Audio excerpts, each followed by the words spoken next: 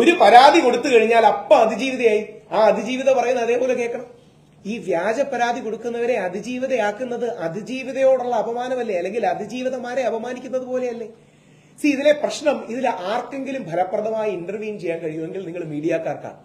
കാര്യം പലപ്പോഴും മീഡിയക്കാരെ സാറ്റിസ്ഫൈ ചെയ്യാനും മീഡിയക്കാരുടെ കൈയ്യടി കിട്ടാനും ചെയ്യുന്നത്. അത് ഞാൻ പറയുന്നതല്ല. നമ്മുടെ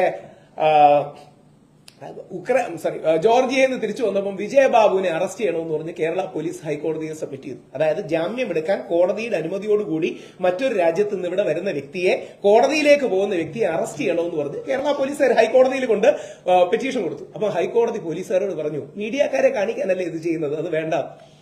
അതായത് എക്സാക്ട്ലി സംഭവിക്കുന്നതാണ്. പോലീസുകാർ ഇയാൾ വരുന്നെന്ന് കോടതിയിൽ മുൻകൂട്ടി അറിയിച്ച് ആപ്ലിക്കേഷനും ടൈമും ഒക്കെ കൊടുത്തതിന് ശേഷം ഞങ്ങൾക്ക് എയർപോർട്ടിൽ നിന്ന് അറസ്റ്റ് ചെയ്യണം. കാര്യം എന്താ? എയർപോർട്ടിൽ നിന്ന് അറസ്റ്റ് ചെയ്ത് കഴിഞ്ഞാൽ അപ്പോൾ ഒരു ഗുമ്മുണ്ട്, അപ്പോൾ ഒരു കയ്യടിയുണ്ട്, മീഡിയക്കാർ പ്രോത്സാഹിപ്പിക്കും.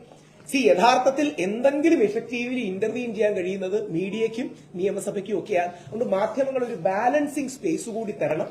ഇവ പുരുഷന്മാർക്ക് വേണ്ടി പോരാടുന്ന ഇവരുടെ കൂടെ വാക്കുകൾ കേട്ടിട്ട് നമുക്ക് ഇതിലേക്ക് വരാം. പറയാം.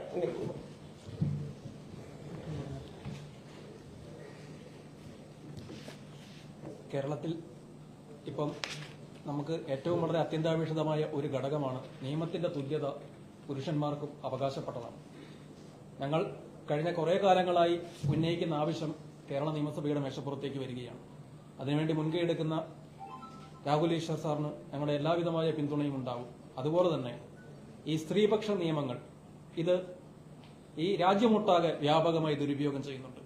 കാരണം ഇത് ഏറ്റവും കൂടുതൽ ബാധിക്കുന്നത് കുടുംബ കേസുകളുമായി ബന്ധപ്പെട്ട കാര്യങ്ങളിലാണ്.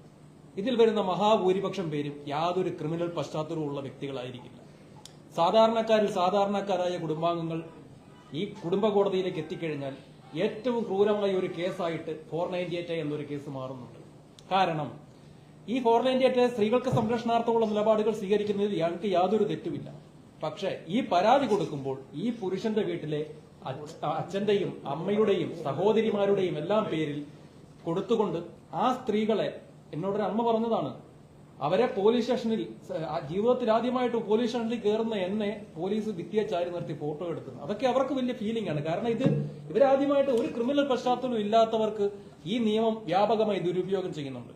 2015 ഈ കേരളത്തിൽ രേഖപ്പെടുത്തിയ 498 കേസുകളിൽ SCRBയിൽ വിവരാവകാശം വെച്ചപ്പോൾ കിട്ടിയ മറുപടി 89% കേസുകളും വ്യാജമായി രേഖപ്പെടുത്തിയിരിക്കുകയാണ്. കാരണം വെറും 11% സത്യത്തിന് വേണ്ടിയാണ് ഈ ജുഡീഷ്യൽ സംവിധാനങ്ങളെയും ഇവിടുത്തെ പോലീസ് സംവിധാനങ്ങളെയും ഈ വ്യാജ കേസുകൾ കൊണ്ട് ദുരുപയോഗം ചെയ്യുന്നത്. അതുപോലെ തന്നെ മെൻസ് അസോസിയേഷൻ ഞങ്ങൾ പറയുന്നുണ്ട് എങ്കിൽ പോലും സ്ത്രീകൾ ഞങ്ങളുടെ സംഘടനയിൽ